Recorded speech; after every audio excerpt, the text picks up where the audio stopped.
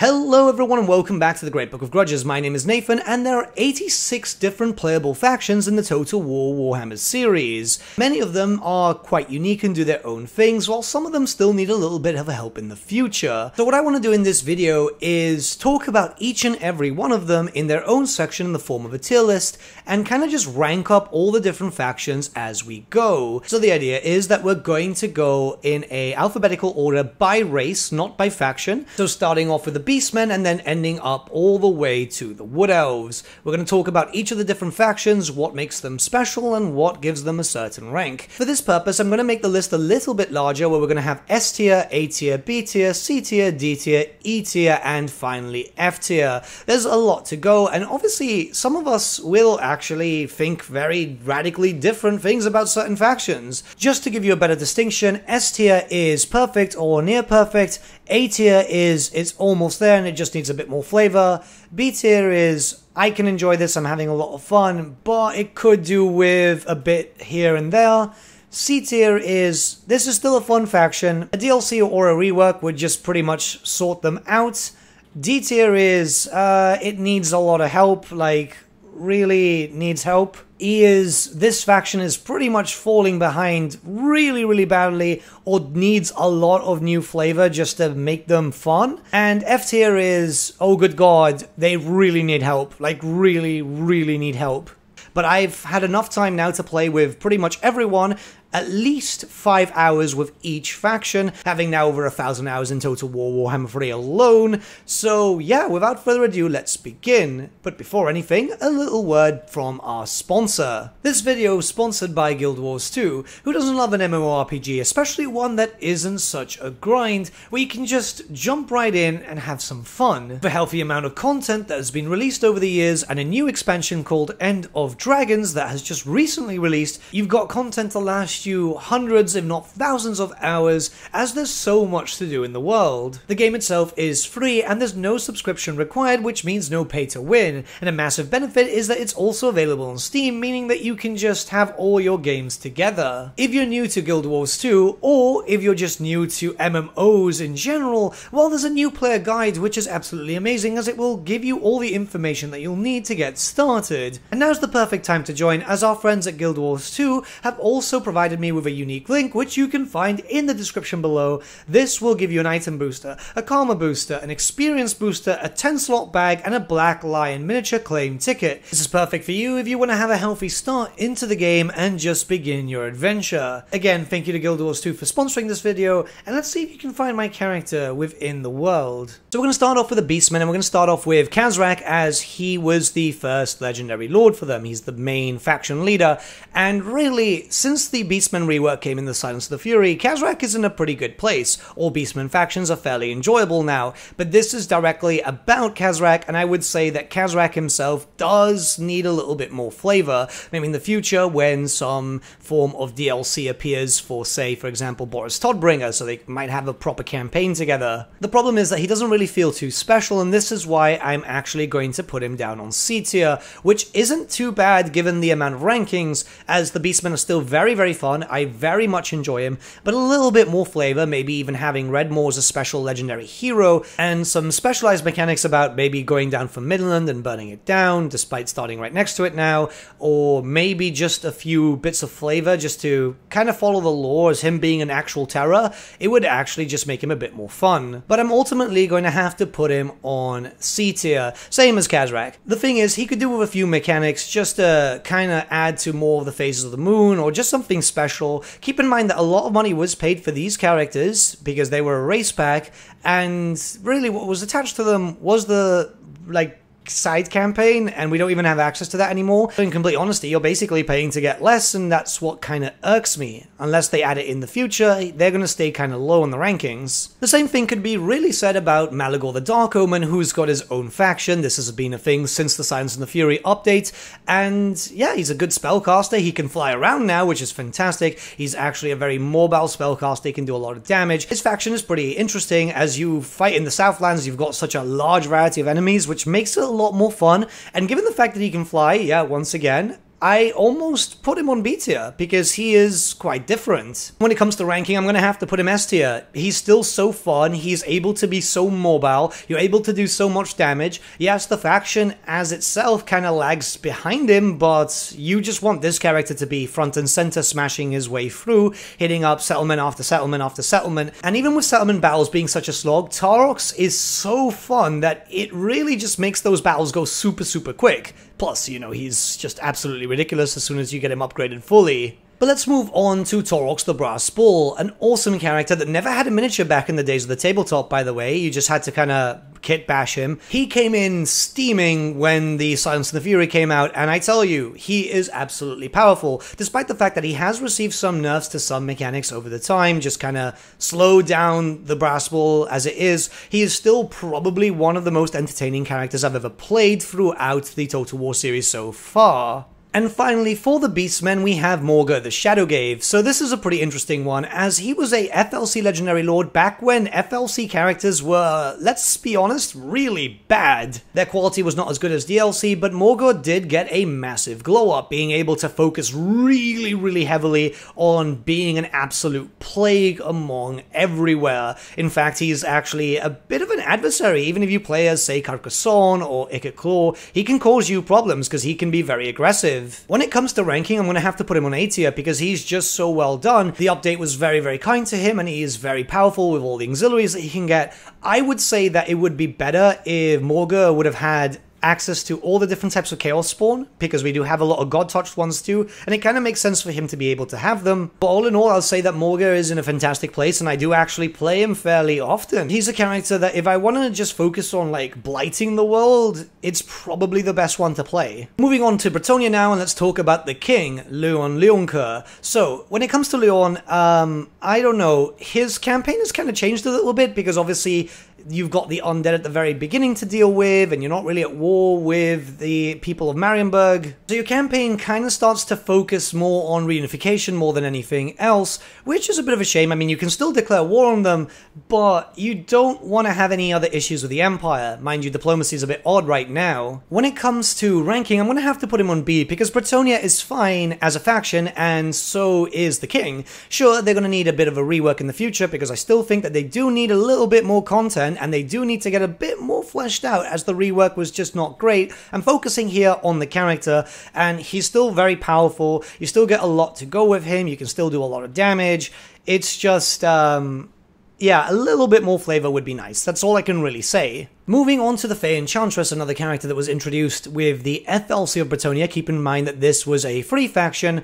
Yeah, she's very much the same. She's got the same campaign. Nothing really changes there. What I will say is that it's kind of obvious that some mechanics are kind of lacking with certain Bretonian factions. A little bit of variety would be a bit better, and it's kind of obvious for her. So for that, I'm going to have to put her on C tier, because she's still fun and she's still enjoyable, but a little bit more. You know, this is a spellcaster-focused faction. It would be kind of nice if, say, for example, she, just her alone, got access to the whole Hogwarts mechanic that KISLEV have, just to kind of make your spellcasters a bit stronger and all that, because the spellcaster-focused faction should have a very heavy emphasis on spellcasters, and you don't really feel that with her at all, really. Our next character is Albrecht de Bordelot, who's got a fresh new campaign. He actually starts in Lustria now, so that just takes him away from the Bretonian kind of Bretonnia Ball that we had, where everyone was just there.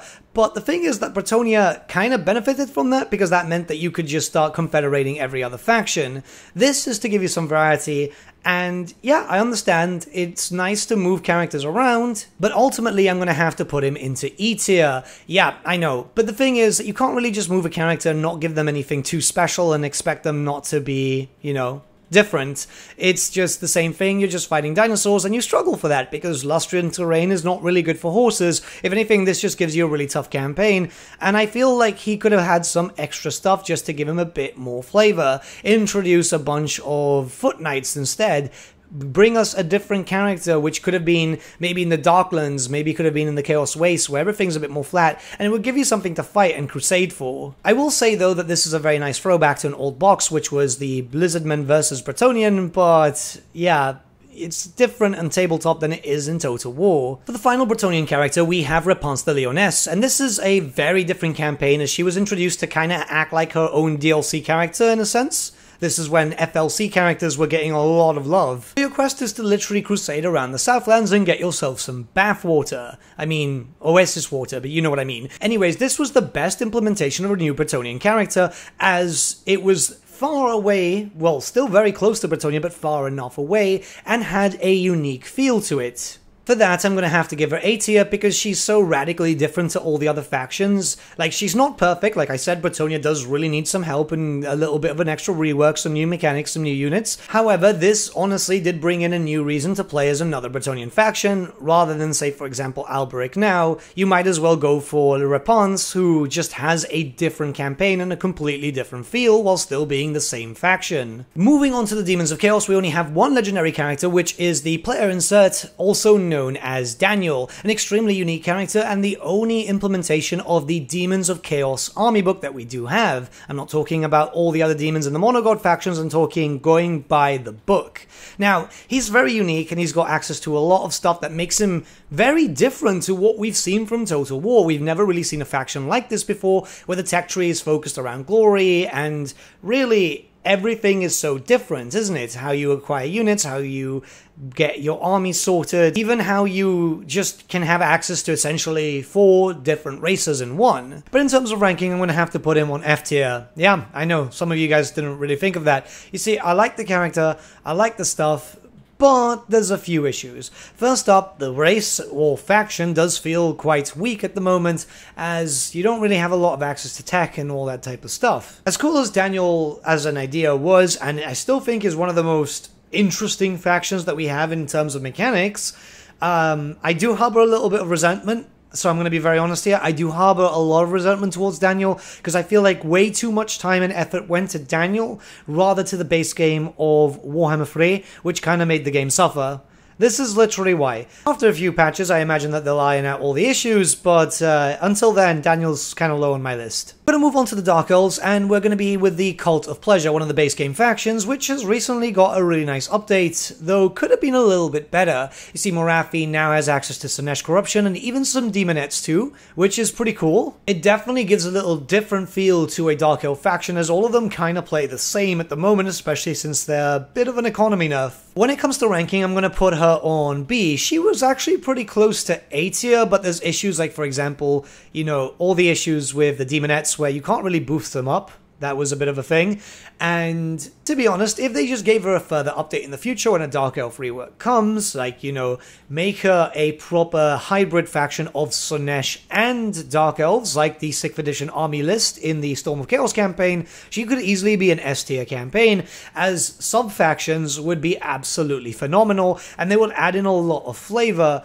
I feel like it's a real big step in the right direction right now, but needs a little bit more work just to get there. We're going to move on to Hagen F now with Chrome Queen Hellebron, and she's a character that really didn't get any changes other than the economy nerf for the Dark Elves that affected them overall. And that's because the character works perfectly fine. It's a DLC character that really did get a lot of attention and is very fun to play. So yeah, I think she's in a very good place overall. So when it comes to ranking, she's a character that's definitely going to have to be in B for me. Like, she's very well done and she's very fun to play, but she's not a character that I'm actively going to go for that would be more A section or S. So yeah, it depends, but so far so good, honestly. I think the Dark Elves, barring the issue that they had, are in a very good place. And now we're going to move on to Hagrief, which is Malice Darkblade, a fun character overall because, I mean, he's a one-man army until he gets nerfed, which, let's be honest, he's going to get nerfed at some point. He's got a fresh new campaign now, which takes him up to the Northern Chaos Waste, which means that he'll be fighting against a lot of demons and Chaos factions, but then again, you're going to be dealing with that with a lot of the Dark Elf factions anyway. So when we move on to the ranking, I'm going to have to put him on B tier, mainly because he's so powerful and he's just fun to use because he's so strong.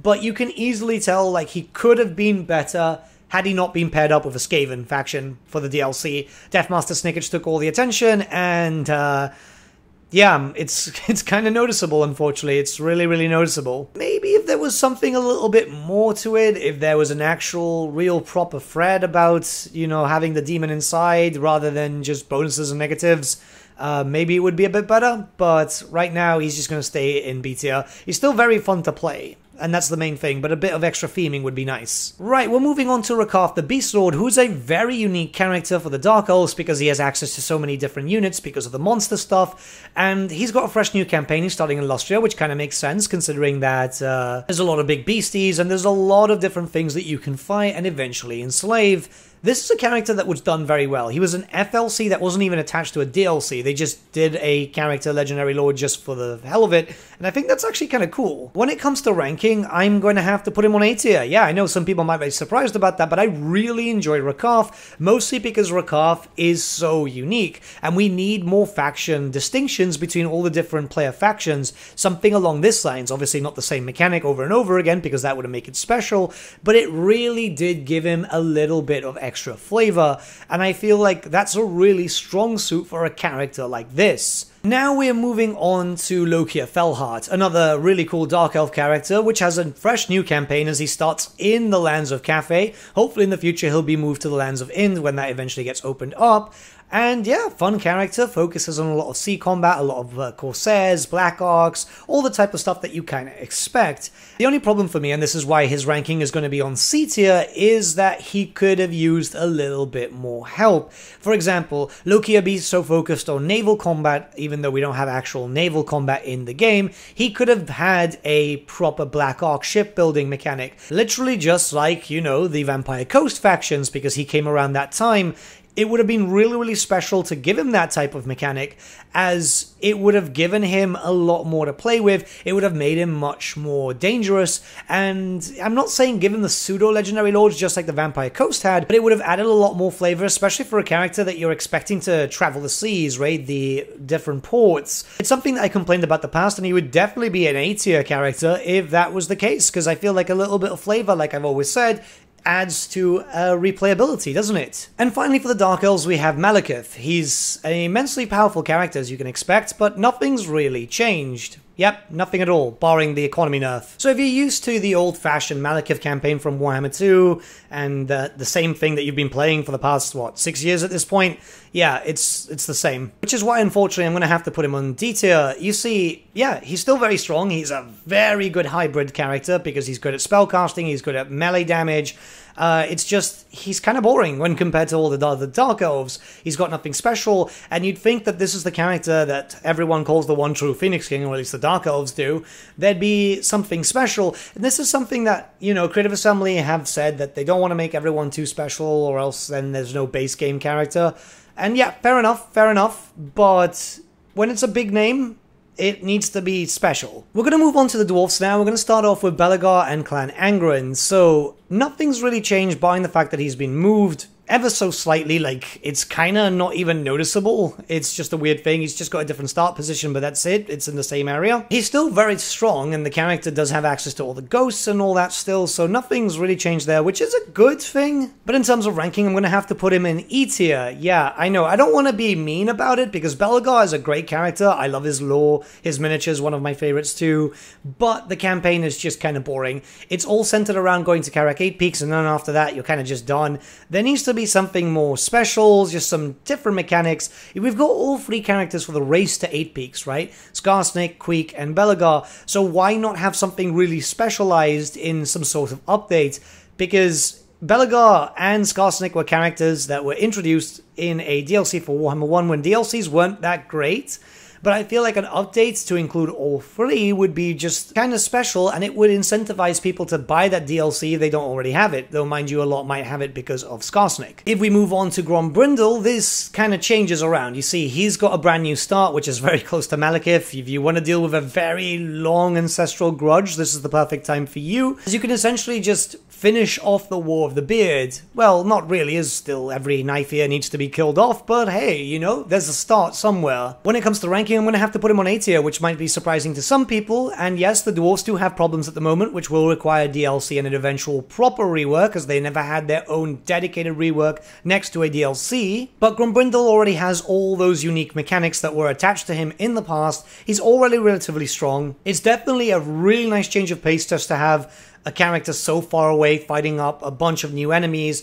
Hell, you have so much variety there because you're not down in the south. So you've got Chaos to your north, you've got loads of Dark Elves, you've got some High Elves too, you've even got Wood Elves and Vampire Coast. So it gives you a reason to stay in the campaign a lot longer just because you won't get bored of fighting the same thing over and over again. It's not just Orcs, Orcs and Orcs. But now we're going to move on to Karakadrin with Ungren Iron Fist. So, nothing's changed again, but then again, that's his lore-friendly start position. He's got loads of enemies around him, which is, yes, mostly orcs, but some undead too, and you can kind of expand without too many issues. I imagine that his campaign would get a lot more fun and hectic in the future when we start seeing some Chaos Dwarfs being implemented, hopefully soon. But I'm still going to have to put his campaign on E tier, and it's not because of the Chaos Dwarfs, it's because we're playing the Slayer faction and we're lacking a lot of Slayer units. We're lacking a lot of stuff which really could have come into effect a while ago if we would have had some more DLC for Warhammer 2, which, you know, a Slayer Lord option, a Slayer Hero option,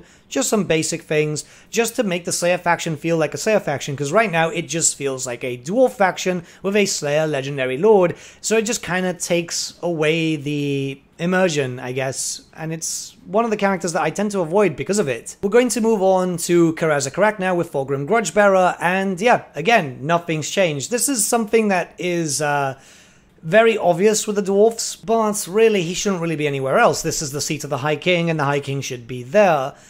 Honestly, yeah, it's a dependable campaign, that's all I can really say, but if you're looking just to kind of just have some fun with the dwarves, probably this is a good idea. I'm going to put him on B tier because he's dependable, and it's an enjoyable campaign, especially now that Skarsnik's quite close. You have an even bigger enemy. Even though Grimgor has been moved away, you still have something that is just so close that you feel like you're going to have to fight a lot. And obviously, with Karazakarak, you're dealing with so many greenskin factions declaring war at you, which might sound hectic, but it's not, because you're stronger. You are. You've got the better units, let's just be honest.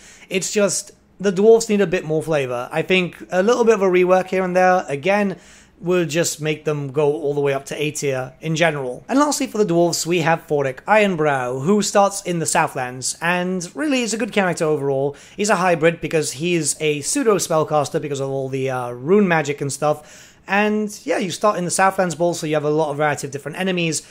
If you want a bit more of a aggressive campaign, I think that Thorek might be the dwarf faction for you, even though the dwarfs aren't in the best place. When it comes to ranking, I'm going to have to put him on C tier, because, yeah, he's dependable, he's fun. I guess the Southlands is a cool start. I actually would have liked him to start in, say, for example, Lustria would have been fun, maybe the Mountains of Morn, though I imagine that a Mountains of Morn Dwarf Lord will be a DLC in the future. It's just, I don't know, the Southlands is cool because it's so packed up, but I feel like a dwarf in the Lustria Bowl would have just been a little bit more fun, as it would have been so radically different, whereas Thorek can just move forward and there you go, you're back in the World's Edge Mountains. Some variety would just be nice in general. We're moving on to Grand Cathay now, and yeah, this is looking to be a very, very long video, but it's going to get cold and aloof now because we're going to talk about Meow Meow. So, same place where you can imagine, because Realm of Chaos, same kind of start position, you're right there at the Great Bastion, and yeah, nothing's changed other than the fact that you've got a lot more enemies coming at you because of Village, and Cathay itself has a lot of legendary lords for you to fight. So needless to say, it's a pretty hectic campaign, and I'm going to say, ranking-wise, it's going to fall on C tier. Cathay still needs help. Cathay desperately needs DLC, and it's very, very obvious about that.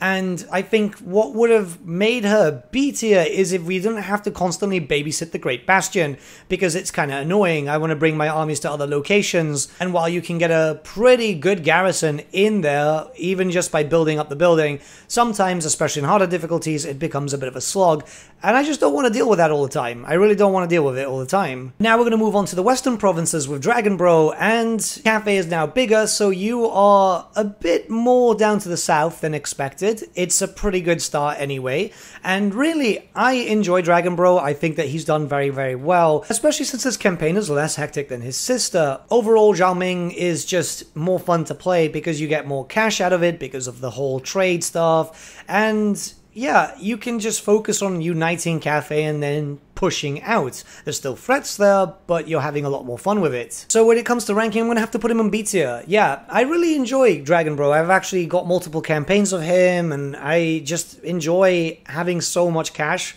Having all the benefits from trade, and, you know, with the whole things with the caravans, is just really good. And you can start off pretty well. You are going to have to deal with the ogres despite having better relations with them. You do have Helm and Gorse, which is going to cause problems. But you work your way in, deal with all the problems there, like Nikai, Deathmaster Snickage, those undead factions, and Lokia. And you're going to have to support your sister. Eventually, you're going to have the issues that your sister had, as you're going to have to defend the Great Bastion.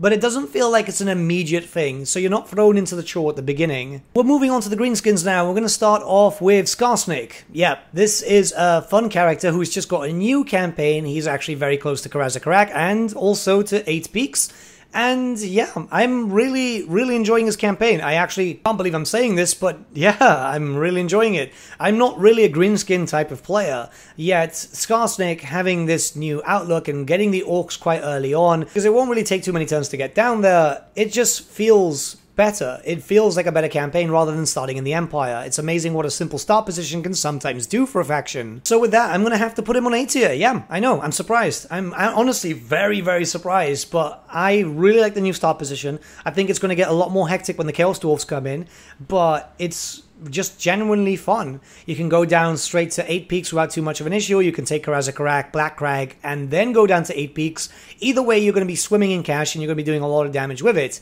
And yeah, he's not the best. He's definitely not the best, but his faction overall is a lot more fun. We're moving on to Grom the Paunch now, who's starting in the same location, but then again, it's a pretty fun campaign overall. Grom is still going to stand as the best greenskin character that we have so far. We might get some stuff in the future with reworks or maybe DLC, but right now, I cannot fault Grom. I think Grom has done very well, especially with the cooking mechanic, which is just so incredibly fun to use. He's just really fun, and that's all I can say. And with ranking-wise, I'm going to have to put him on S tier. Yeah, like I said, he is the best greenskin character that we currently have. He's so well stylized, he's chonky as hell, I mean, come on. And, well, yeah, he's got fun mechanics, everything's just really unique to him. It's really special, and I really enjoy Grom. I'm just hoping that more greenskin characters end up getting this attention, because, yeah, Skarsnik's quite good, Grimgor is just strong, but some more flavor overall would just be fantastic. Moving on to Wurzag, and here's a fun fact. There's one army I've always wanted to paint on the tabletop, which is a Savage Orc army. So when we had the character introduced into Total War Warhammer, I was absolutely excited. And yeah, he's very powerful, and the Savage Orcs are really strong, especially if you want to go for Scarbrand straight at the beginning of your campaign. So he does kind of slap. However, and I really hate to do this, believe me, I'm going to have to put him on D tier for ranking, and this is because we're missing so many variants of Savage Orcs, mostly just like, you know, for the Lords and Hero options, just to have a proper theme, because I hate using other stuff with the Savage Orcs. It's one thing where the Savage Orcs think that all other Orcs and Goblins are un-orky because they use refined metals and all that. So if they had that, and obviously like the Big Stabber, and just a few variants here and there, it would just make him a lot more fun and probably shoot him all the way up to B tier or A tier, even without any special mechanics.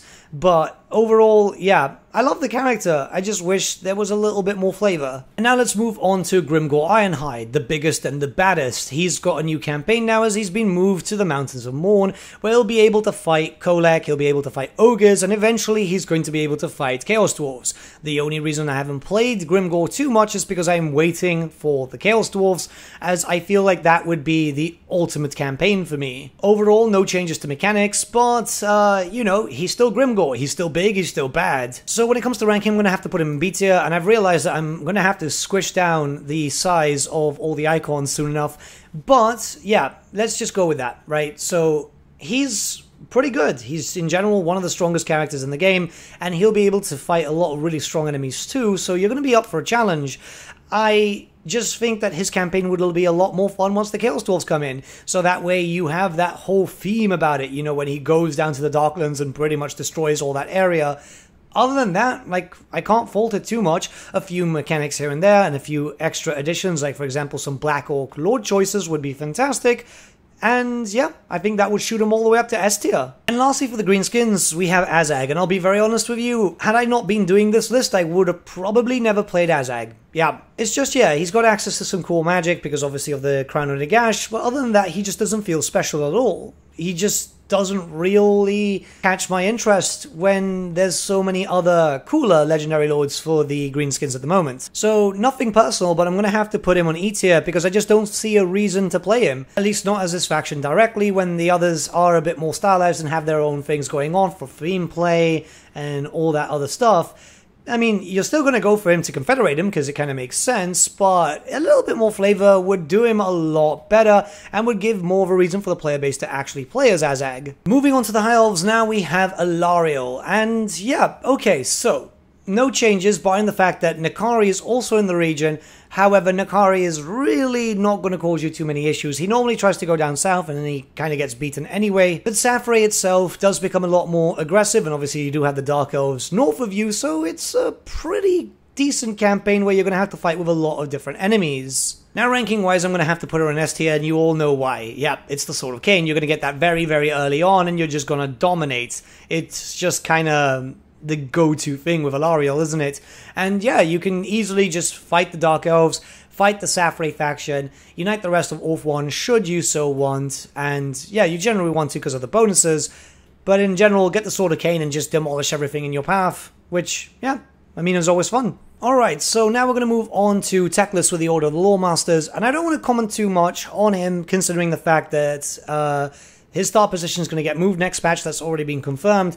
However, I feel like he'll be fine wherever he goes. He's a really, really strong spellcaster, and he's generally on the higher tier of the spectrum when it comes to damage output. I'm going to have to put him on C tier. I do feel like moving him a little bit and just putting him in a location which is just going to be less hectic is going to be better. I don't know where they're going to put him. Maybe he's going to replace Kairos, maybe he'll go into the Eastern Colonies, but either way, he's still a fun character and he's got a lot going for him. It's just the High Elves lack a lot of flavor themselves, which a DLC would fix, you know, or a rework in general. Moving on to Imrik now, we are in the Darklands, in the far south, which, you know, you've got a lot of enemies to fight there. You've got some SKAVEN, you've got Tretch, you've also got a lot of Orcs. Eventually it'll get tougher when we start to see the Chaos Dwarfs, but it's exactly what you can expect, and I think that's perfectly fine for Imrik. He's got a stylized campaign as it is. Ranking-wise, I'm going to put him in A tier, because he's got a lot of fun mechanics, and he's just genuinely fun to play.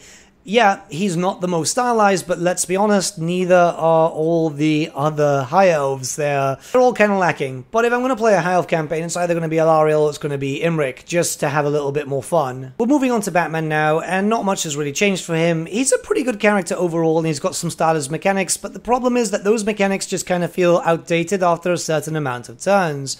His campaign itself feels very, well, short. Yeah, that's the best way I can say it. Very, very short. However, he does make use of unique units, and yeah, like, he is very, very stylized. I'm gonna have to put him on B. He's a good character, he's fun to use. I prefer Imrik and Alariel, I'll be very, very honest with you. But yeah, like, he is fun. It's very obvious that the Greenskins took the most attention there, as the Greenskins desperately needed a rework, so this is why I kind of dislike Lord Packs, especially now since we got Champions of Chaos, which just shows so much to this. That the bias is so obvious that sometimes the other faction, well, the majority of the other times, the other faction does suffer. And finally, Tyrion, Vanilla Ice Cream. There's not that much change there, which is a bit of a shame, but the fact is that it's very obvious that the High Elves need a rework if you play as Tyrion. He is the most basic of basic, and yeah, he's still very strong. He's a very powerful character. He's very disgusting when you get the Widowmaker on him, and yeah, that's all I can say. It's just vanilla. So in all honesty, if I go to a ranking, I'm just going to have to put him on D tier because I just don't see too much of a reason to play him when there's other choices of lords with new mechanics, new styles. They just feel better and have a lot more going for them. So yeah, I know, I feel bad because he's a cool character, but yeah. And I must admit I forgot about Aelif Anar, but a lot of people seem to do so anyway, so it's fine. So yeah, new start position, but we already know he's going to get moved. Overall, the faction plays well, does a lot of what it's supposed to do, you know. I do feel like he's kind of boring, but then again, he was an FLC Lord, and that was before they started just making them like DLC level. As you might not remember, but originally the FLC characters were just kind of bog standard with nothing. Then they started getting new mechanics, but were still kind of like, eh. But then after that, they started becoming very, very stylized, and I think that's what happens with Aelith. So when it comes to ranking for Aelith, it's a bit of a tough one, I must admit, but I'm gonna have to put him on E tier. I just don't like him. I feel like he could be better. I feel like he could have more mechanics. Like, the assassin stuff is cool, but in the tabletop, he was a bit of a terror because he could fire like a bolt thrower, and you can already do that. His bow is very, very strong, but I just feel he could be better. And obviously, a better start position would be nice. Yes, it's a pretty cool area, but it kind of screws over some Dark Elf Lords. I don't know where they could put him. I just feel like he could be a little bit better. Right, we're moving on to KHORNE, and there's only one faction here, that is Skarbrand. And, yeah, I really enjoy Skarbrand. The thing is, he's been nerfed over time, and yet he still feels very, very strong. I'm actually surprised that I like Skarbrand, because he's not one of my favorite Chaos Gods. In fact, he ranked the lowest for me in terms of lore, yet he does so much damage and he's absolutely ridiculous that he's just really fun to use. Ranking wise, I'm going to put him on S tier because, yeah, I absolutely adore Skarbrand's faction. I have been playing so much KHORNE, even through Realms of Chaos. I think I played a lot of KHORNE, but even in Mortal Empires, like, there's just so much there, especially when you're just smashing your way through the Southlands. It's a really good start position in general. You're able to just get into a lot of fights with loads of different enemies, which is what you want. And given that the Champions of Chaos DLC just really made him stronger, because now you've got access to a lot of Chaos Warriors just to fluff up your roster more, you are able to be absolutely disgusting. Like, sure, they could revert to the old type of movement that Skarbrand had in Realm of Chaos, but overall, really, really, really fun. We're moving on to Kislev now, and we're going to start off with the Ice Court with Catherine, because it kind of makes sense. She's the faction leader, and yeah, Kislev needs help, but we're talking about the faction in general. I really do like Catherine. I think that Catherine is just well done. She's got very powerful spells. She's just able to do a lot of damage. The Kislev mechanics are a bit strange, though, overall for the race, so there is a bit of trouble there. But I must say that she's probably the better one. For ranking-wise, I'm going to have to put her on B tier, as, yeah, she's pretty good. She needs a little bit of help. Kislev as a whole needs help, but she is definitely the one that just feels the best out of all the Kislev lords.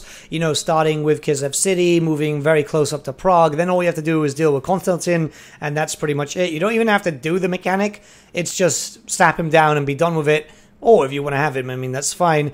But, yeah, Kislev does need DLC, that's for sure, though. Like, very, very much for sure. Moving on to Konstantin, and yeah, we've got the same type of start. Nothing really changes there. You're fighting against the Azazel, you're fighting against NORSCA. You've got the Empire to the south, which can cause issues to you, and you've obviously got Clan Mulder. So you've got a pretty hectic campaign, but, yeah, it's just kind of standard. You're still doing the same mechanic from Realm of Chaos, so you've got that whole Troy mechanic, because it was lifted from Troy, with Catherine, and you're going to need to use that more, as Catherine is just going to start taking the locations faster. Mind you, Catherine still gets her ass handed to her, as Kislev is in a weak place. For ranking, however, I'm going to have to put him in D tier. There's nothing special about him. This is the really weird thing. He shares every single mechanic with Catherine, and really, he should have something special, because he's the chief of the church for them, yet somehow he's still focusing on a whole way to buff up spellcasters, which, yeah, it doesn't make sense considering that he dislikes the Ice Witches. It's just very odd how this is working. It makes me feel kind of disappointed because he's got a lot of potential, but he just feels like cheap discount Volkmar. And then finally for Kislev, we have Boris Ursus, a surprise character, the surprise 10th legendary lord, which nobody was really expecting.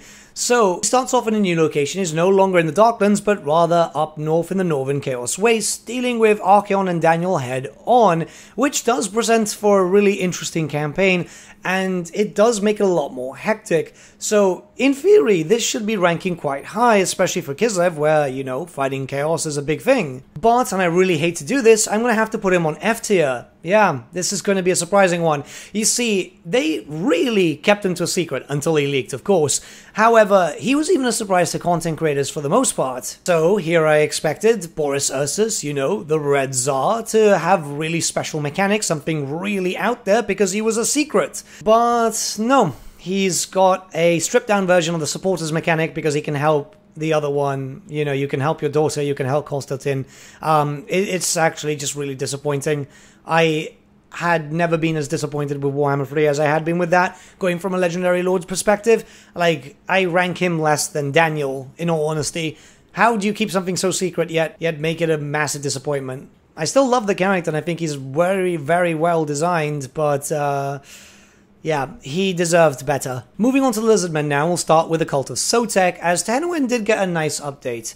Yes, he's still in the exact same area, and the Lizardmen still need a rework, but Tanwin just kind of got a little bit better off, just because his unique mechanic was changed around a little bit, so it's not focused around your regiments of renown. And yeah, it's amazing how a minor fix can sometimes fix up a character. Like, he's still not 100% perfect, and I wouldn't say that he's going to be a top tier choice, but he's still in a very good place. Ranking wise, I'm going to put him on C. He was actually going to be in D, but the update did change that a lot, so yeah. Quite happy about that. Can't really complain. Yes, he could do with some more stuff, and, well, the Lizardmen in general could do with more stuff, but I feel like Tanwin is still enjoyable. As you know, the rankings are a bit strange, but yeah, it's just how it is. You know, as anything up to C, I think, upwards, is still playable, just needs a little bit of help, or going all the way up to near perfect with S.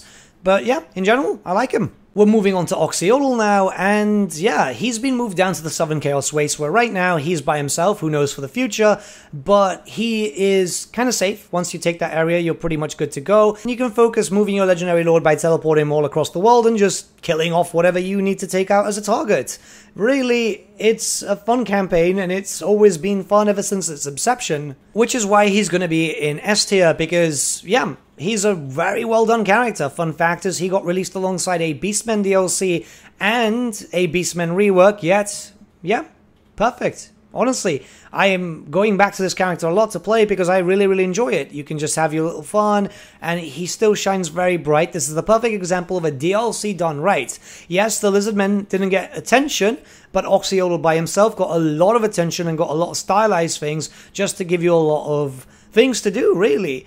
I think this is the perfect way. If we're going to get more Lord packs that are going to have reworks, or even without this is a perfect example. Because if you take away the Beastman rework, pretend like the Beastman rework was always there, you could even say that Oxyodal got more than Taurox, which is interesting, isn't it? We're going to move on to Nakai the Wanderer now, who's got a new campaign starting off in Grand Cathay. Because not all who wander are lost, but he sure the hell is. Anyways, yeah, so a few changes came to the Lizardmen, but not that much. He does feel a lot better now, that's for sure. Like, he is stronger. His faction does have a little bit more benefit, but I'm going to have to put him on D tier, as even though I really, really want to enjoy him, the Vassal faction is still horrendously useless, and you have to keep in mind that you're also capped at Vassal tribute has been capped at 25,000, and when you need to rely on a lot of money, especially since you can't control territories, yeah, it doesn't feel great. It doesn't feel great. I will say that hopefully he'll be better, and he does feel better now, but he's not at that level of being a really, really fun campaign just yet. So we're going to start looking towards Gorok now, and nothing's really changed for him either. Yes, a few changes did come into effect, like getting some units with barrier and all that, but yeah, same thing. The problem is that the more that I go through this, the more I just really want, like, the next DLC, hopefully after Chaos Dwarfs, to be Lizardmen, just so we can get a fix for the faction, because they do desperately need a fix. Because the problem is I'm going to have to put him on D tier too, and yeah, I know some people are going to say, no, because he starts with Croak, he should be higher. No, because everyone gets Croak. It's just he starts with Croak. So there's nothing really too special about the character, despite the fact that he is supposed to be a very special character. And once you get Croak out of the equation, yeah, it's kind of basic. Same thing could be kind of said about Krokar, who's our next character. So he starts in the Southlands. He's pretty much there fighting, well, pretty much everyone. And not much has changed for him mechanically. It's a bit of a shame. You'd think with all the time that there was for Immortal Empires, a few changes here and there. I don't know. Krokar feels like the most basic character, which is why I'm going to put him on E, because he just doesn't feel like a legendary lord. I know, it sounds a bit strange, but it just feels like he's more or less just a named Saurus, and it's kind of disappointing considering how cool the character actually is.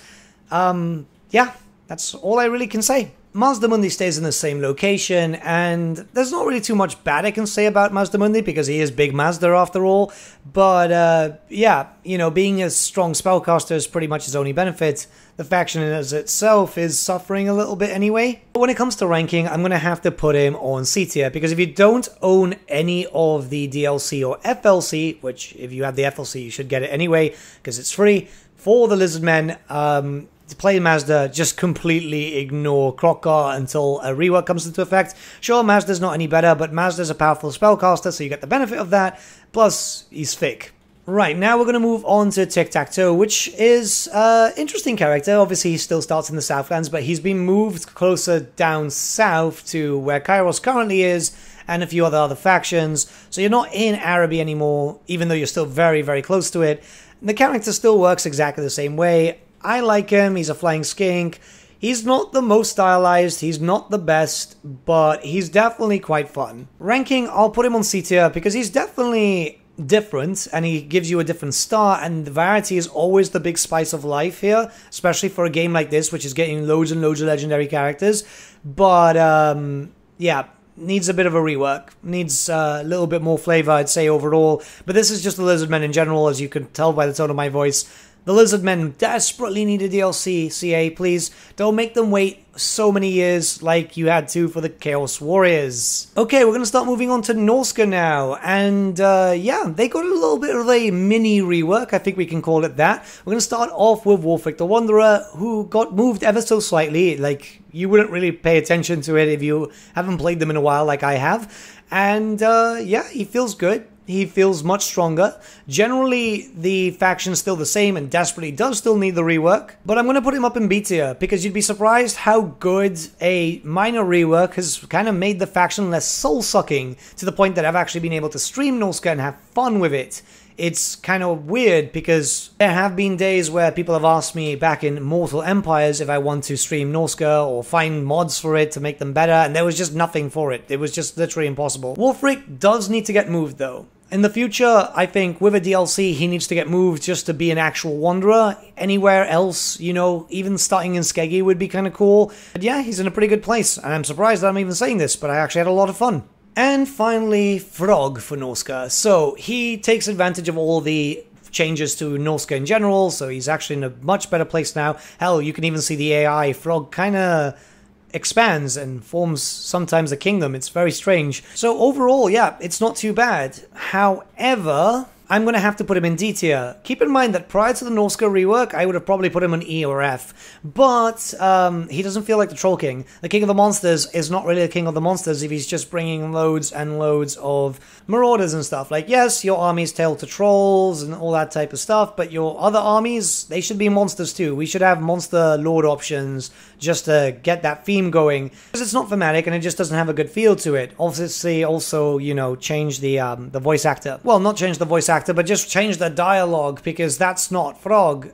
Like, it was just so weird. They butchered his lore, essentially. But yeah, D tier. We've only got one faction for NURGLE, and that's Kurgath Plaguefather, who, you know, starts in the Dragon Isles. It's a lore-friendly start position, I'll be very honest with that, but it's just very strange that he's starting there.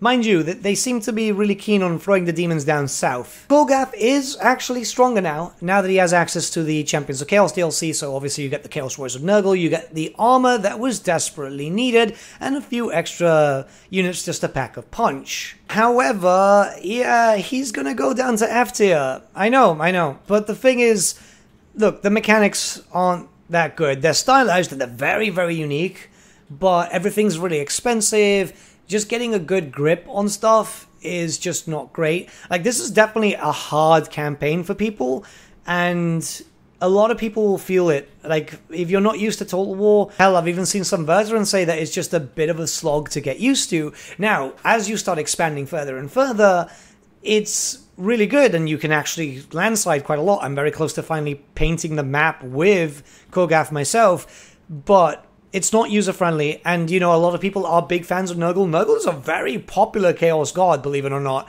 So it's just disappointing for those players, and I feel like maybe with reduction of cost for a few things and just changing a few things around, it'll be better. I don't know, but it's clearly a faction that people are going to avoid because of it. We're going to move on to the Ogre Kingdoms now, and we're going to start off with Greasus Goldtooth, because he's the big boy. He starts in the Mountains of Morn, nothing different there. If you're used to Realm of Chaos already, you're already used to them. But the Ogres themselves are very strong. You know, you've got lead belchers. You're still missing a few things that are going to come in DLC in the future, let's hope. But Greasus does feel like the Legendary Lord to go for if you want a more chill expansion at the very beginning and then getting into the bigger wars. And I'm going to put him on A tier. Yeah, I love Greasus. I really do. I have a lot of fun with Greasus. And he's one of the ones I want to do a stream campaign of because... yeah, Greasus is awesome. It's a shame that he doesn't have his proper true mount, but overall, despite the fact that the Ogres are clearly missing some things, I really like them, and I'll be very honest with you, I would have given him S tier if they would have just had more options for camps, if there was a way for them to just get more or pack them up. Greasus would have been a clear 100% S tier for me. And lastly, for the Ogres, we have Skrag the Sorcerer, which starts in the Border Prince territories, but he's likely to get moved soon. I'm not sure if they confirmed that or not, but he desperately needs to get moved. Yeah, like I said, fun. The Ogres are in a very, very good place. Honestly, Skrag is something that I don't know what Creative Assembly want to do with him, because they nerfed his Gorges, then they buffed his Gorges. Yeah, it's kind of weird. But overall, the character is really good, which is why I'm going to give him B tier. Different start position, and I don't know. Really, that's just it. A different start position will give him a lot more flavor. I don't like the Border Prince territories because it just feels a bit odd. Plus, it would allow for Belegar, Aranessa, and a few factions over there to just expand a little bit, because even Port Icket just kind of dies out pretty soon. I mean, Skrag still dies out, but you know what I mean. Again, thing is, I really like the Ogres. The camp issue is the only issue I have, and that's it.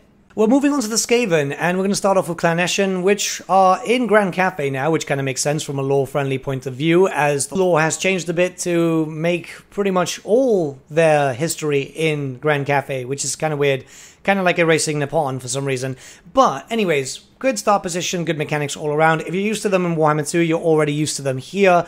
The only difference is that you're fighting a variety of different enemies now. You'll be fighting undead, you'll be fighting vampire ghosts, you'll be fighting a lot of Cathayans and a lot of chaos very early on. Ranking-wise, I mean, A tier. It's nothing to complain about.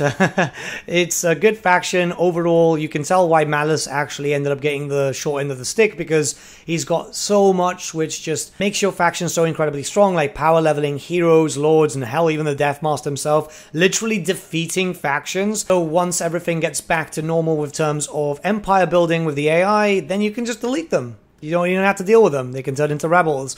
So yeah, can't complain. Nothing's really changed with Clan Moulder. They are still in KISLEV, and KISLEV is just kind of easier to take over. You do miss out on a lot of high tier settlements though, so that is a bit of a negative. But you're still rampaging through. I mean, this was one of the last factions I played before I started doing this video, and yeah, you're still rampaging. There's no issues there. And again, it's a very stylized faction. You can boost up a lot of monsters, and it's very themed. If you've played them on the tabletop, then you already know what I'm talking about. So yeah, A tier once again, no changes, no nothing, because yeah, it's pretty much almost perfect, and that's because Creative Assembly did really love giving attention to the SKAVEN back in the day in Warhammer 2, and we're likely not done with the attention, as we still need, you know, Storm Fiends, Vermin Lords, and Vanquil. This is where things get a little bit salty for me, as I used to play Clan Pestilence themed lists back in the day, so we're here with Skrulk, who hasn't changed.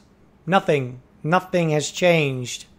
Yeah, it's a bit disappointing considering that it's one of the major SKAVEN clans, and yet, again, nothing has changed, which is very obvious, and it's very disappointing. So I'm going to have to put him on F tier, and it pains me to do this because, yeah, nothing's changed. He needs access to the NURGLE plague mechanics, just a stripped-down version of anything. Just give him something cool, because he's a major clan, and the problem is that it just feels like he's a minor clan now. Clan Pestilence just feels kind of bleh. Yeah, they did get some little buffs here and there with the whole random chance of plague and stuff like that, but plague mechanics, please. That's literally all I ask, just plague mechanics. I mean, it would be nice to just get, you know, like a DLC focused on them, like every other major clan, but yeah, just plague mechanics is fine. Moving on to Quick Head Taker and Clan Moors, which is a minor clan. You're still in the Badlands, and you've got Skarbrand near you, which is a very potential enemy, but you're mostly dealing with Greenskins, Dwarfs, and Khalida. Khalida gets very aggressive too, as far as I've seen, and usually Skarbrand is too busy dealing with Wurzag, who you can then become an ally with. It's just one of these things.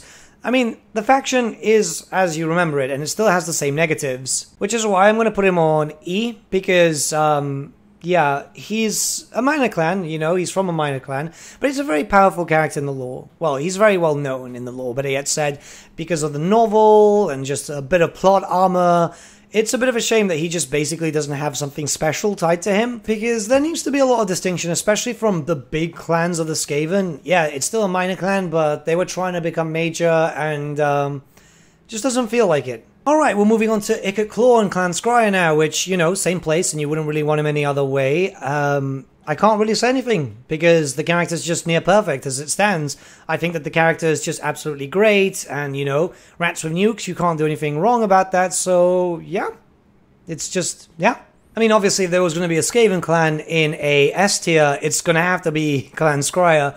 I mean, he's one of the most popular rats because of the nukes, and just all the DACA, and, yeah. That's all I can really say. And lastly, Clan Rictus, which at least has a new start position right now. It's back to Crookback Mountain, so this is a proper lore-friendly start, not just like in the Dark Elf territories just because. Which right now is a pretty easy campaign for you until I imagine the Chaos Dwarfs come in, where Chaos Dwarfs should be stronger and provide more of a challenge, because, yeah, right now it's like, what, minor greenskin factions, which normally get eaten up by Grimgore anyway. But, yeah, E tier, that's all I can really give to him. He would have been F, but the lore-friendly start position kind of gave him a little bit of a bump up. It's just like, this is a clan known for storm vermin, and most of your stuff just kind of focuses on slaves and clan rats. It's just a bit odd. It's just a bit odd. Mind you, if nothing is going to change for at least one SKAVEN clan, it should just be Rictus, and then I'll even throw Rictus all the way up to S tier if everyone else gets the upgrades that they deserve. So, yeah. That's all I can say about the SKAVEN at this point. Only one playable faction for SLAANESH, which is Nekari, who has a new start position in Orth 1. And yeah, Nekari feels a lot better now after having a proper front line of units being implemented. You know, Chaos Warriors of SLAANESH just really give you a little bit more of that feel that you desperately needed. You actually have a anvil to your hammer now. And yeah, I'm really happy. Like, it was the first campaign I played on Immortal Empires. If I'm going to have to give it a ranking, I'm going to have to give it A tier. I know you guys might be surprised that I didn't go with S tier and I gave that to Scarbrand instead, but I feel like SLAANESH could do with a little bit more, you know, boob snakes and all that. But yeah, the faction's near perfect. I'm really having a lot of fun with SLAANESH and Nekari in general.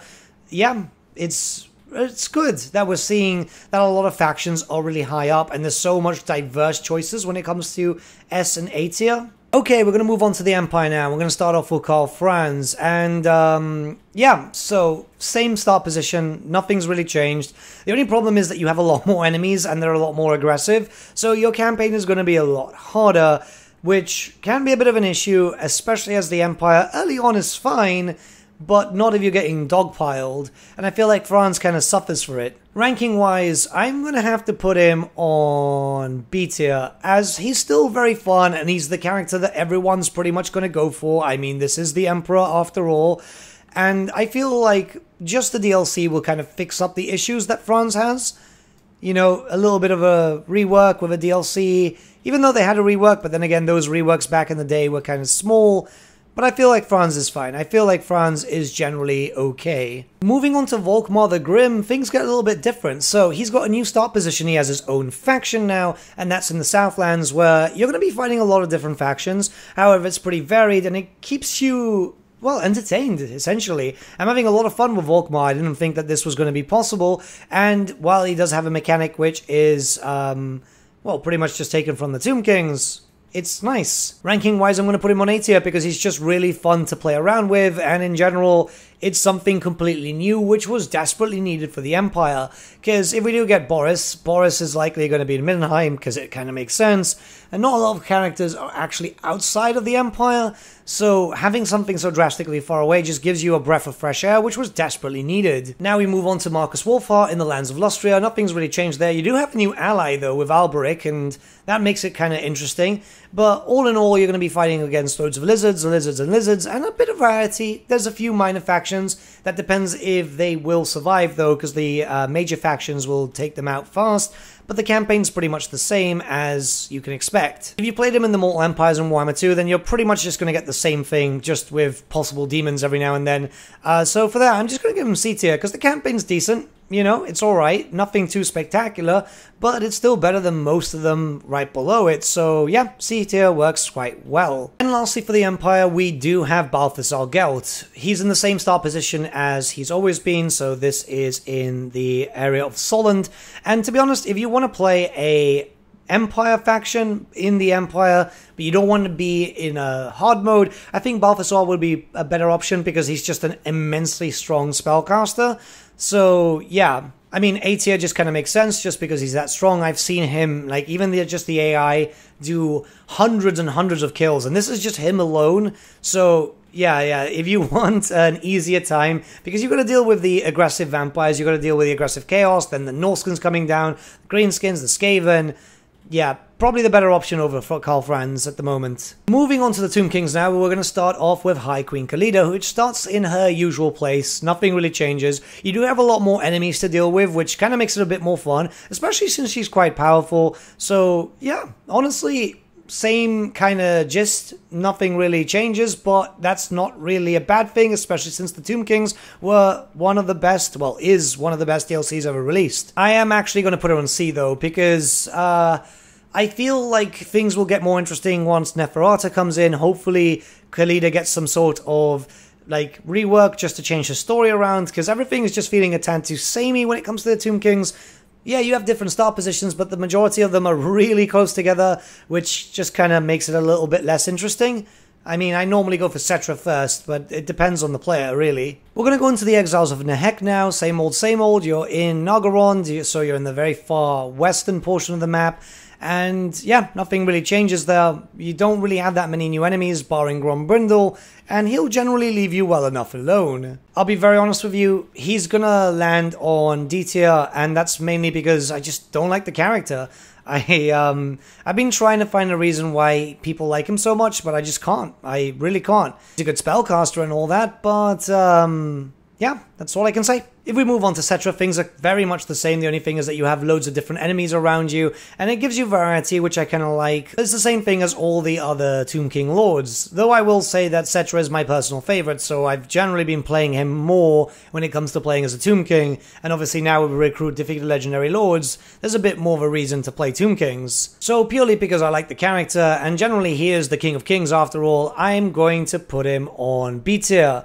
He would be a bit higher, but I do feel like Tomb Kings need a little bit more nowadays, just to give them a bit more flavor, but it's not that far away. I think generally they're doing really, really well. Just maybe one more DLC, bring in some missing characters and some units that could kind of help. Ark in the Black feels very much the same, and that's not a bad thing. He's a fun faction to play because you get access to some undead units. I feel like he would be better if he had access to a lot more, be like a sub-faction very similar to how we have the Champions of Chaos or the Warriors of Chaos now, where you can have a mixture of both rosters, and I think that that will be done in the future when we eventually get Nagash, because it kind of makes sense. Until then, however, I'm just going to put him on D right next to KATHAY, because I prefer Cetra more and then Khalida afterwards. It's just literally how it goes. Enjoyable campaigns can vary from person to person, but yeah, you know. Alright, so we only have one faction for TZEENTCH, and that's Kairos, which has been a lot stronger now. Keep in mind that, yeah, you know, there's the case of Champions of Chaos kind of elevating the power level a bit for this character, and I think that works out quite well. Really, he's strong. He's always been very strong even without the DLC. Now he's just a lot stronger. So I'm just going to put this faction on A tier because, yeah, power level's really, really high. It's not just perfect yet. I do feel like a little bit more could be needed, but I think that's more a little bit of flavor more than anything else. But yeah, I can't really give any complaints regarding Kairos. I'm just generally really happy with him. He's a campaign that I've played a few times already, and yeah.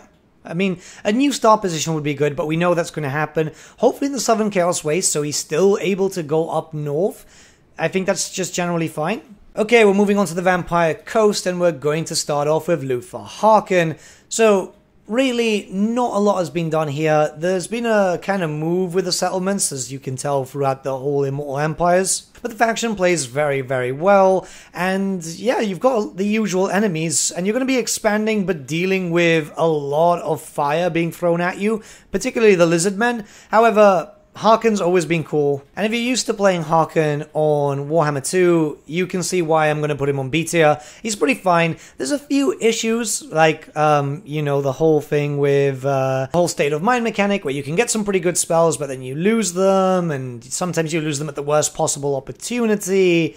But yeah, generally, fun faction to play. Like, I have a lot of fun here. We're moving on to the Pirates of Sartosa with Aranessa, and same campaign as usual. The only difference is that you do get access to some Ogre Man-Eaters. Not the good ones, though. Like, the ones that you actually expect with, you know, I don't know. Brave Assembly can make some weird choices somehow. But overall, it's pretty good. I'm a big fan of her. The only problem is, I don't like the idea of her being an undead faction, and I think in the future, if we do get a Vampire Coast DLC, we should have some sort of actual Sartosan faction rather than it being Vampire Coast, because she's not undead, she's not, and she should have access to more mortals. Like, we know from the little bits of lore that she has a lot of mortals with her, and there's just no incentive. After a certain point, the mortals just kind of, you know, just become useless. So a DLC would be great, just to make her a sub-faction or something. Like, we do need a proper Sartosan pirate faction. It would be really, really cool. Why not make her that? So, Vampire Coast still, but just a different distinction.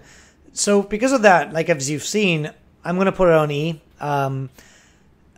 It doesn't fit. It doesn't fit. No matter how many times I try to play her, it just doesn't fit. We're moving on to Count Noctilus now with the Dread Fleet, and yeah, same campaign as usual. You're a little bit closer to Ulf 1 though, because the map has changed a little bit, which means that it makes it easier just to go up there and do some damage. And I think that just is the same. The campaign is generally the same thing.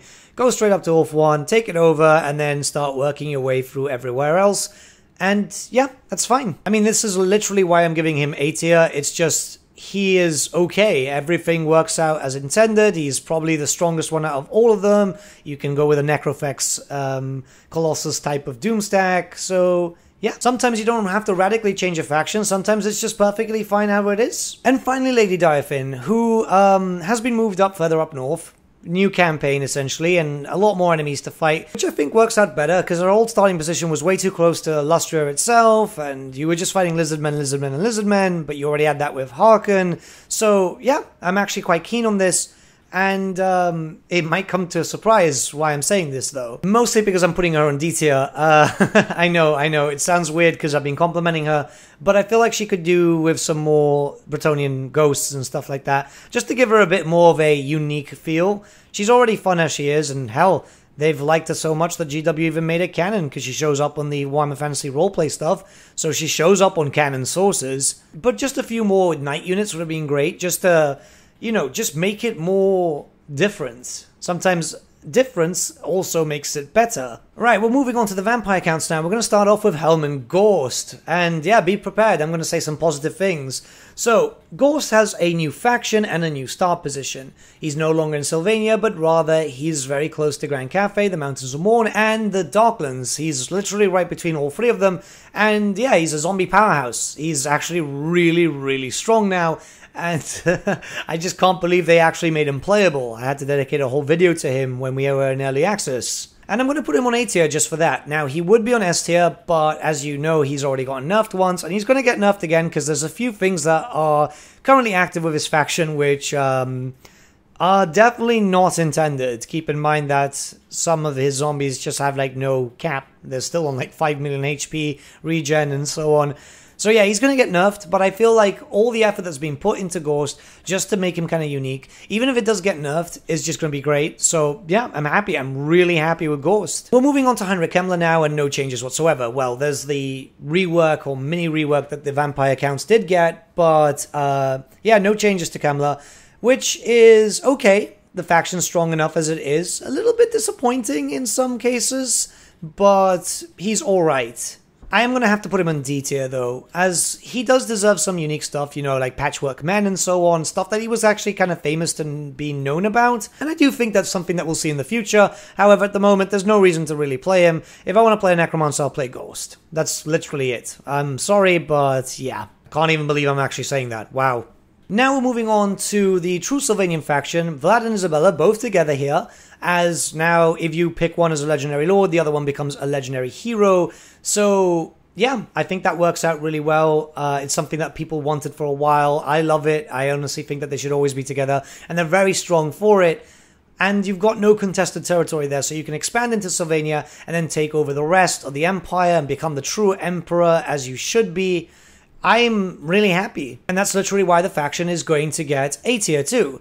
It would be better if, say, you had access to elect account mechanic just to make you feel like the emperor, and yeah, you know, just for theme reasons and the fact that obviously that Vlad is a rightful elect account, which would have probably put him up to S tier, but yeah.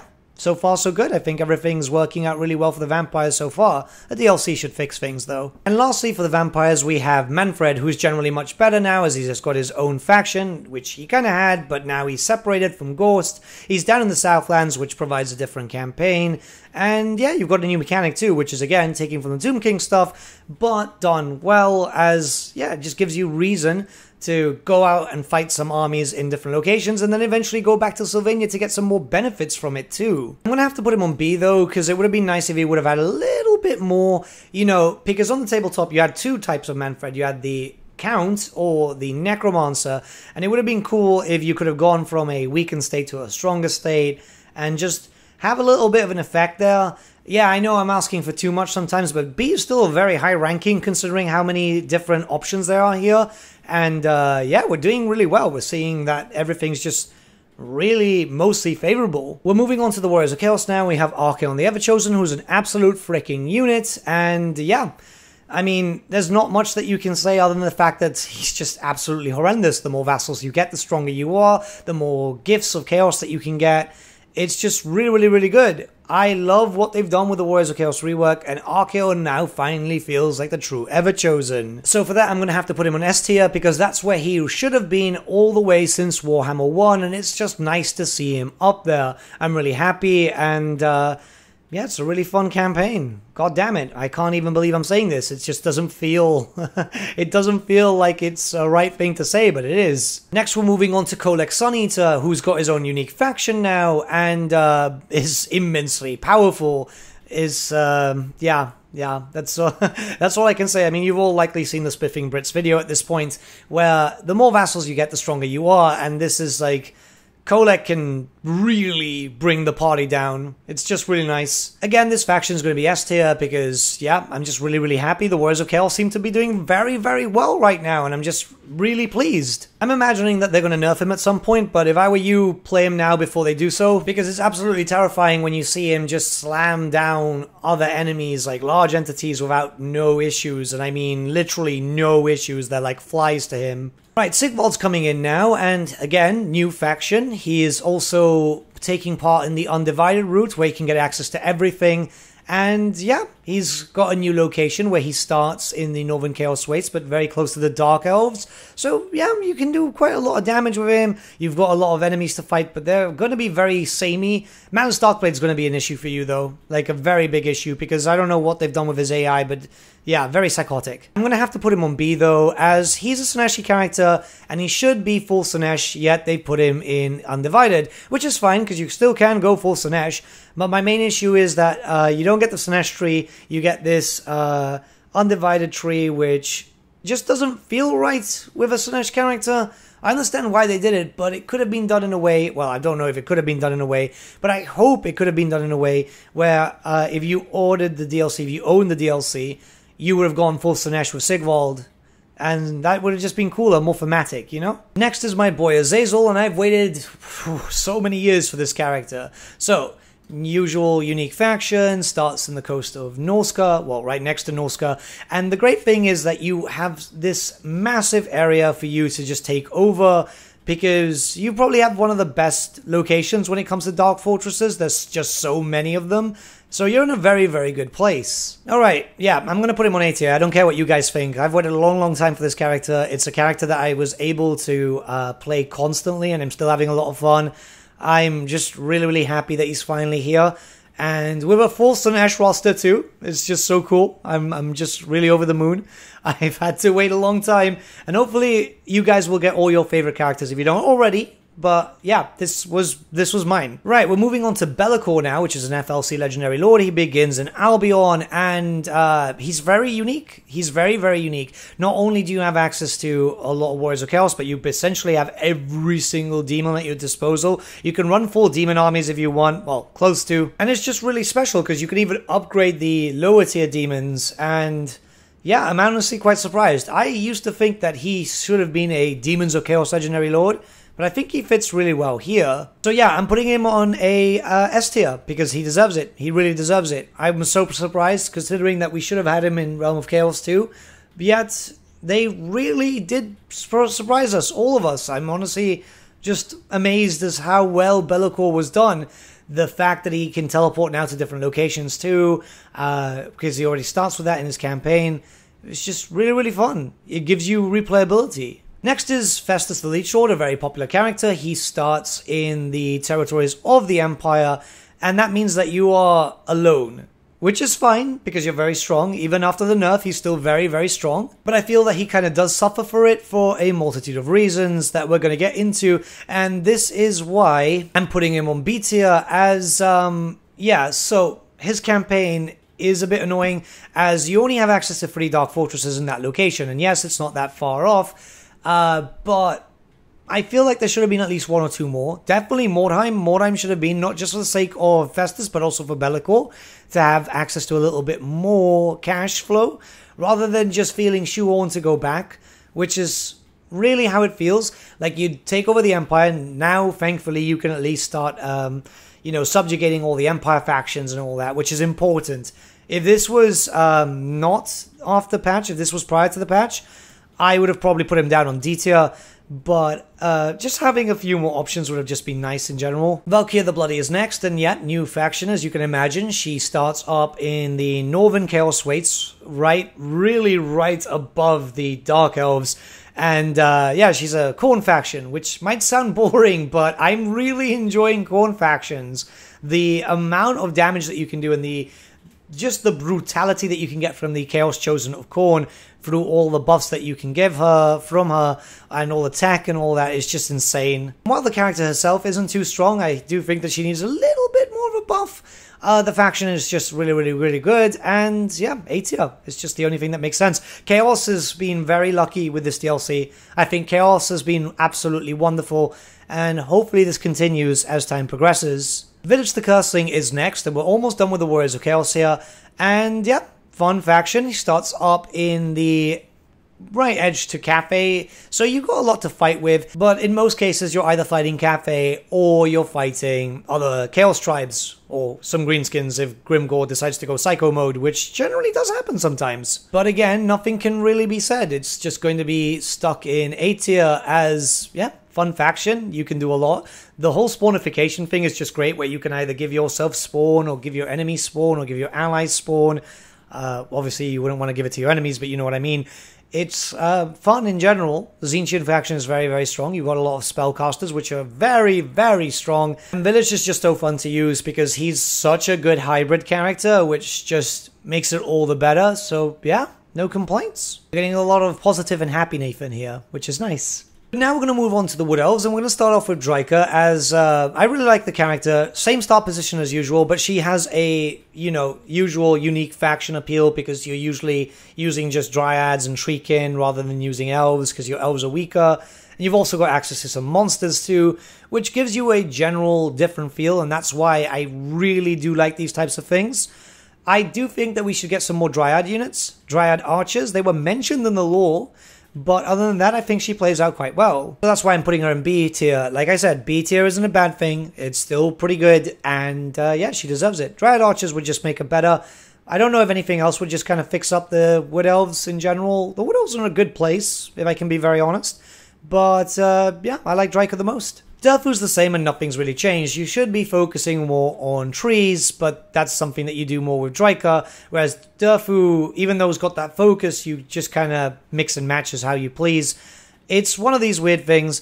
I mean, he's still a good character. AI Durfu is very aggressive lately, but as a player, I don't know, I just don't see it as a interesting thing to play. I'm going to put him on D as, yeah, he's really fun, and I feel something could be done to just make him a bit more unique, because right now he just feels very vanilla compared to Draika. But in general, he's still fun. He's still very fun. Next, we have Orion, which, you know, again, we've got the whole thing about the Wood Elves being much better. Nothing's really changed. He's still an Athaloran. The thing is, Athaloran's really, really cramped up. It's 2 Legendary Lords and 2 minor factions, and it just feels like it's a bit too much. However, the faction's still good, and Orion's still, well, just very, very strong in general. So, yeah, it's not too bad. I think putting him in C tier is probably the best, and I think that's just because Athaloran is just too small. It's the same thing with Durfu. It's an odd thing that Athaloran, which is massive in the lore, like absolutely huge, feels so tiny in Total War Warhammer 3, or is so tiny, which just makes it a bit annoying. Like, you can still do the stuff. Keep in mind that the Wood Elf campaign isn't really about expanding, it's just about teleporting to different locations and all that, but it just still feels a bit, you know. But we're at the last faction, and that is the Sisters of Twilight, and if you're going to play Wood Elves, you might as well play those, because they're DLC characters, so that means that they're quite strong in terms of power level. You know, they've got all these really cool mechanics. Well, not so much the Forge, even in its second iteration, but yeah, there's something really cool about them. They do a lot of damage overall. And if you're going to play a Wood Elf faction, like I said, it's them. And they're cool. That's why I'm giving them A tier, because they're just really, really strong. The fact that they can summon in their second mount too. Yeah, I mean, there's not much to say. The Wood Elves are pretty much done. They might get like a Legendary Lord in the future in the form of FLC, but they don't really have that much going for them. And I think that this is just fair ranking altogether. That being said, we're done.